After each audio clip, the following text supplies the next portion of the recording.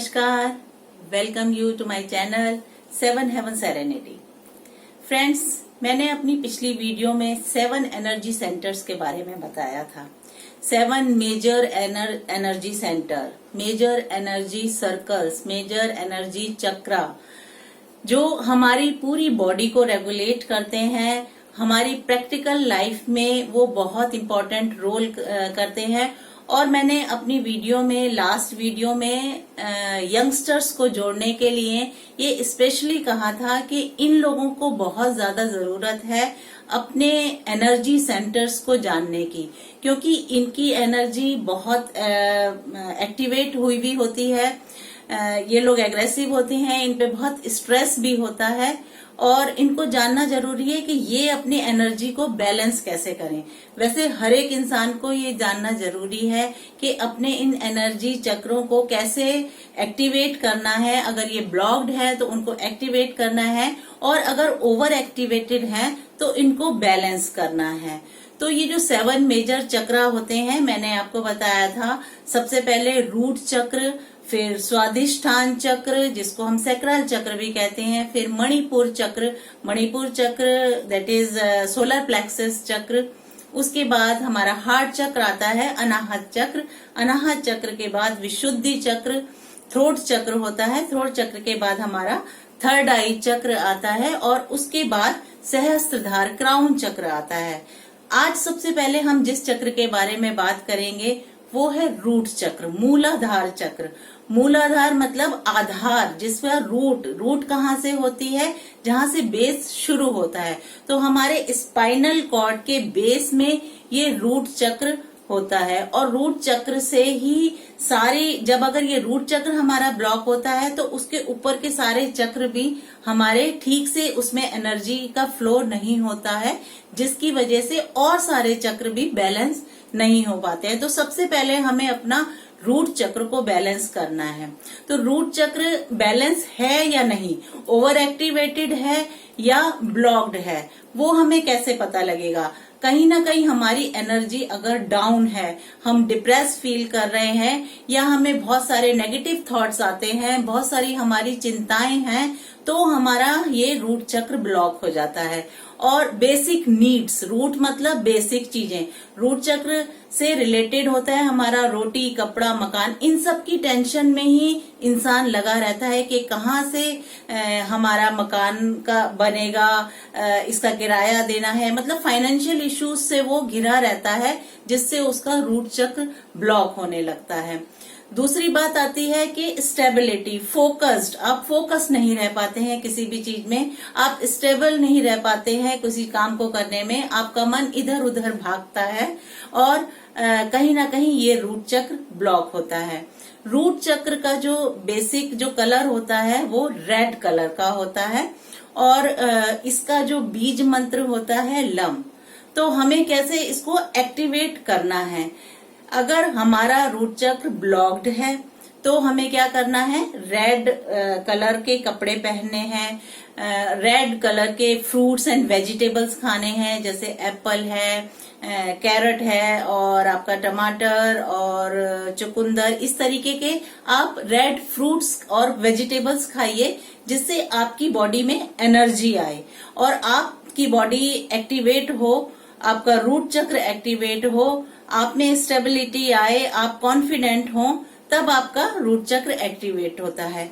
अब रही यंगस्टर्स की बात, कि यंगस्टर्स में ये जो रूट चक्र होता है ओवर एक्टिवेटेड होता है, उनमें एग्रेशन ज्यादा होती है, कहीं ना कहीं जॉब से रिलेटेड, घर से रिलेटेड, रिलेशन से रिलेटेड, उनमें फ्रस्ट्रेशन, एग्रेशन, क्योंकि यंग ब्लड होता है, सब कुछ फास्ट करने का उसमें होता है, तो उनको क्या करना है, बैलेंस करना है। तो अगर आप में बहुत ज्यादा गुस्सा है, एग्रेशन है, तो आप रेड कपड़े अवॉइड करिए, लेकिन हाँ रेड फ्रूट्स और वेजिटेबल आप खाइए उसको बैलेंस करने के लिए। और हम बोलते हैं कि इसका जो एलिमेंट, रूट चक्र का जो एलिमेंट होता है वो अर्थ होता है, जमीन से जुड़े हुए आप होते हो, जिनको हम कहते हैं डाउन टू अर्थ। वो बंदे बहुत स्टेबल होते हैं जिनका रूट चक्र बैलेंस होता है। आप देखोगे बड़े काम और बड़े अच्छे ढंग से वो अपने सारे काम पूरे करते हैं। और जिनको हम डाउन टू अर्थ लोग भी कहते हैं, उनमें एकदम से गुस्सा नहीं आएगा, एग्रेशन नहीं आएगा, तो उनका रूट चक्र बैलेंस है। तो यंगस्टर्स में भी इसकी बहुत जरूरत है कि अपनी आसपास के एनवायरनमेंट को कैसे वो डील करते हैं, कैसे अपने जॉब में, अपने फाइनेंशियल इशू में, फाइनेंशियल स्टेबिलिटी में अपना रूट चक्र को बैलेंस करके सारी चीजों को ठीक कर सकते हैं। जो बच्चे योगा करते हैं या योगा जानते हैं, उनको तो ये स्पेशली बताया जाता है कि इस तरीके से हमारी बॉडी में 7 एनर्जी सेंटर्स होते हैं, उनको कैसे एक्टिवेट करा जाता है, और इन सारे चक्रों के बारे में भी बताया जाता है।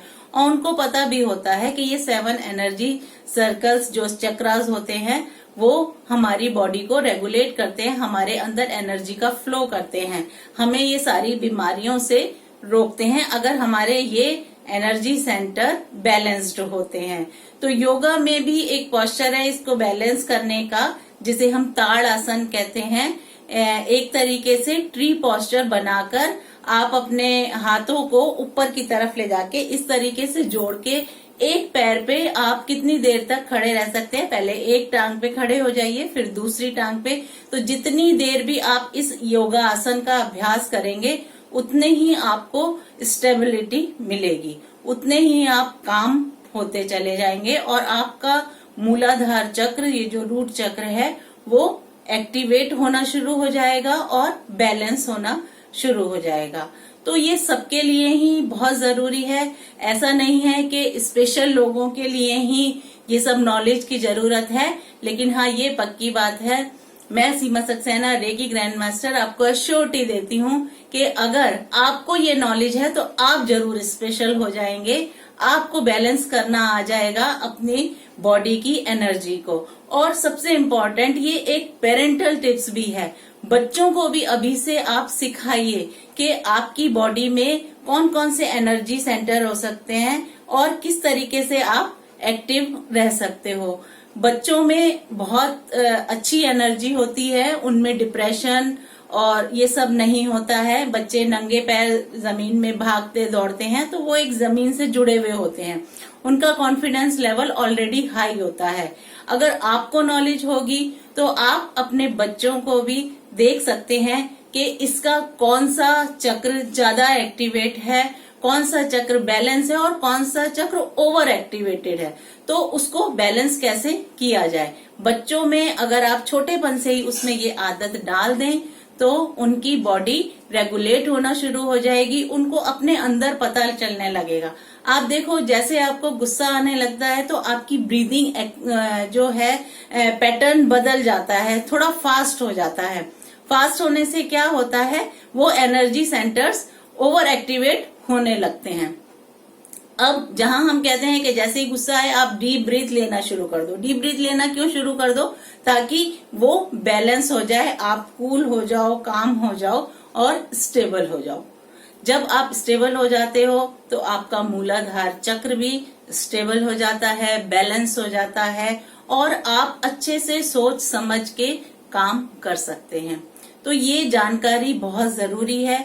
जैसा कि मैंने आपको बताया कि इसका जो कलर होता है वो रेड कलर होता है। आप मेडिटेशन में ध्यान में कर सकते हैं कि रेड कलर का बेस में जो स्पाइनल कॉर्ड का जो स्पिरिचुअल अवेयरनेस जो मैं बता रही हूँ कि कुंडलिनी जागरण भी यही बेस से शुरू होता है।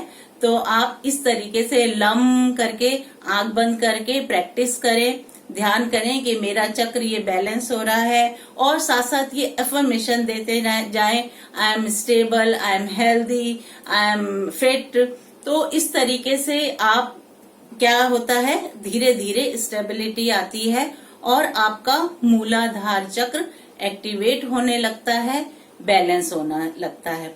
इसके बाद हम दोबारा दूसरे चक्र पे जाएंगे, स्वादिष्टान चक्र, सैक्रल चक्र, जिससे क्योंकि अगर जब हमारा ये मूलाधार चक्र बैलेंस हो जाएगा तो आगे हमारी और एनर्जी फ्लो करनी शुरू हो जाएगी और हमारे चक्र में एक्टिवेशन शुरू हो जाएगा। और फिर हम ऐसे ही आगे और दूसरे चक्रों के बारे में बताते रहेंगे कि कैसे उनको एक्टिवेट करना है, और अगर वो कहीं ना कहीं ब्लॉक है तो क्या क्या आपको प्रॉब्लम्स आ रही हैं आपके हेल्थ में, आपके करियर में, आपके प्रोफेशनल लाइफ में, तो आप उसको भी ठीक करके अपनी हेल्थ, अपनी लाइफ, अपने रिलेशंस, अपने आसपास का एनवायरनमेंट भी ठीक कर सकते हैं। और ऐसे लोग जिनका रूट चक्र ठीक नहीं होता, उनके पास जो भी इंसान आते हैं उन्हें भी वो अफेक्ट करते हैं, तो इसको जरूर बैलेंस करना चाहिए।